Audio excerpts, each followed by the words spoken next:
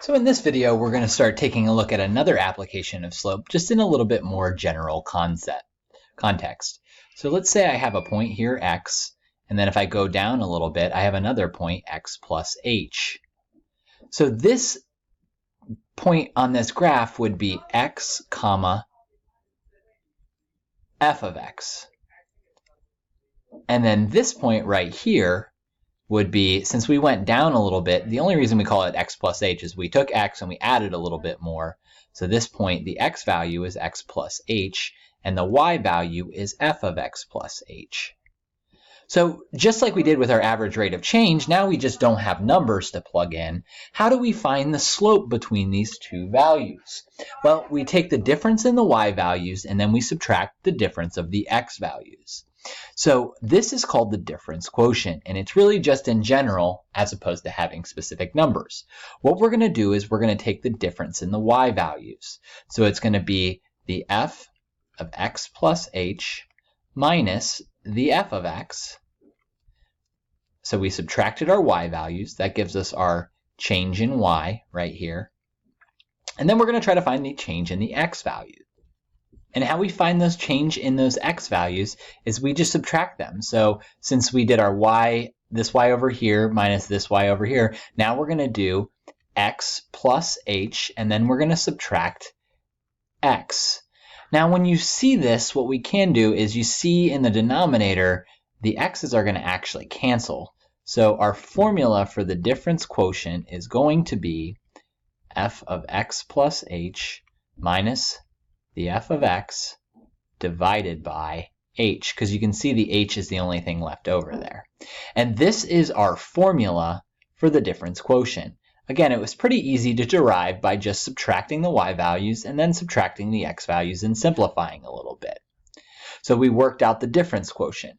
Now using that difference quotient, let's find the difference quotient for the function g of x is equal to x squared plus 2x. One quick note before we get started. Notice up here we have a bunch of f's, but that was the difference quotient for the function f of x. We have the function g of x here, so we're just going to use slightly different notation. Instead of f, it's going to be g of x plus h minus the g of x divided by h. Now, before I go start plugging into this problem, what I want to do is I'm going to work these two pieces out first and try to simplify them as best I can. So let's find out what the g of x plus h is. The g of x plus h, I just rewrite everywhere that there's an x, I plug an x plus h in. So it's going to be x plus h squared plus 2 parentheses x plus h. Now I've got to FOIL this over here. So I'm going to work out x plus h squared, which is x plus h times x plus h. We FOIL this. X times x is x squared. X times h is plus xh. H times x, we could say hx, but we want to keep that in the same order, so we're also going to write xh.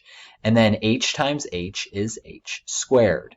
We can combine these two middle terms, and we're going to get x squared plus 2xh plus h squared. And then I'm going to put that in right here. So when I FOILed this first thing out, I got x squared plus 2xh plus h squared. Now we're going to work out this piece right here. And 2 times x is plus 2x. 2 times h is plus 2h. And this is what I'm going to get for this piece right here.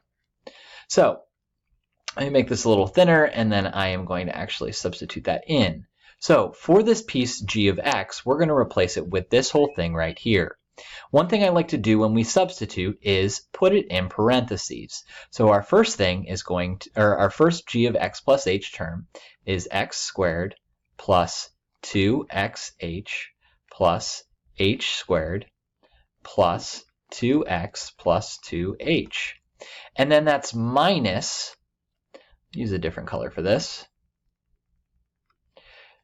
g of x is right here. So we can plug that in. That is going to be x squared plus 2x. And then this is all divided by h. Now what I need to do here is I need to try to simplify a little bit. I've got these parentheses. I don't actually need anything to I don't have anything to distribute here. So let's rewrite that. It's going to be x squared plus 2xh plus h squared plus 2x plus 2h. And then we're going to distribute the negative in here. And so then it's minus x squared minus 2x. And this is all divided by h. I know this looks algebraically pretty ugly, but let's see if we can simplify this at all. Well, we can see right here my x squareds cancel, and my 2x's cancel. And I think that's about it. I can't combine any like terms. So I'm going to write this in descending order.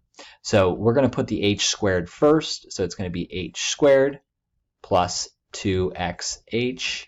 So I got that one, I got that one, and then we'll put our plus 2h at the end, and that's all over h. Now, we need to see, is there anything else we can do here? Take a minute and see. Do you think there's anything we can do in this numerator? It looks like we can take an h out, right? So we take an h out of the numerator. This is factoring, right? So when we factor an h out of the numerator, there were 2 of them here. There's now 1.